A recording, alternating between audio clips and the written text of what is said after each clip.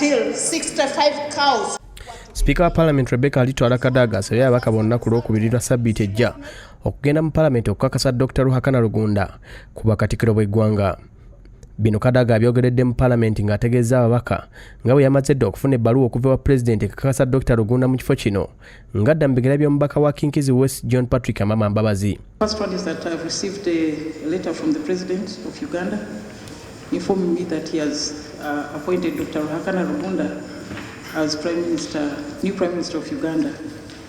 Under Article 108(1) of the Constitution, this type of appointment is done by the plenary. So I'm giving notice that the motion will be moved on Tuesday. Alagidde nampala wa gavumenti Kasule Lumumba n'oludda oluwabula gavumenti mu Parliament bayiteeyite babaka okulaba nga bonna babeerawo ku lw'okubiri awatali kwebuzaabuza. Kadaga ategeeza nti ye talina kubusabusa konna mu Dr. Rugunda okubeera Katikkiro wa Uganda. Whips to ensure that the members are here.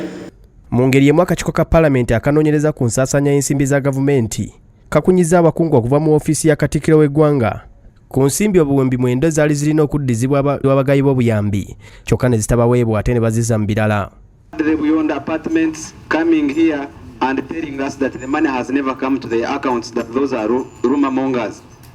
Madam Chair, if these people keep on telling us that they deposited money to people's accounts, let them tell us the people's accounts, the names of those people, of the beneficiaries of the 9 billion. Because Madam Chair, you will be surprised, we shall call some of those people here and they will tell you they have never received that money. Ababaka ku kakiiko kano bavumiridde n'abakungu bano olw'enkola ey'okuweereza ensimbi ku akawunti z'abakozi etakkirizibwa nga mu nkola eno ensimbi eziwerako zizze zibuzibwawo mu ofiisi ya Katikkiro w'eggwanga. Is put on people's account and this is government money, taxpayers money, and that means that account now is open to audit.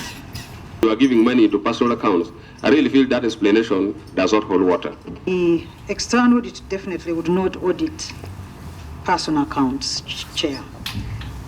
What we should see instead are the reports from those individuals that undertake those activities.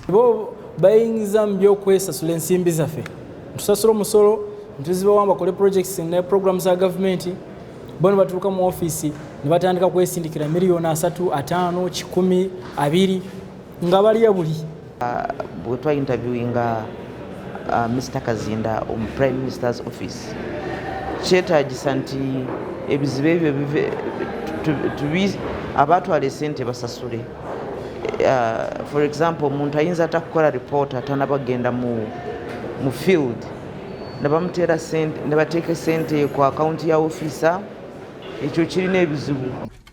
Abakungu banira basabiddwa n'okuleeta ebiwandiiko ebiraga engeri gye basaasaanyamu ensimbi ezisoba mu 25 nga bano baweereddwa olunaku lumu lwe balina okudda n'ebiwandiiko ebikakasa engeri gye basaasaanyamu ensimbi zino. Ababaka babatiisatiisizza nti singa balemererwa okubalirira ensimbi zino baakuzisasula. Rachel Nakasi ne Florence Apollo be bakusakidde eggulire lino ku Lwabukedde TV.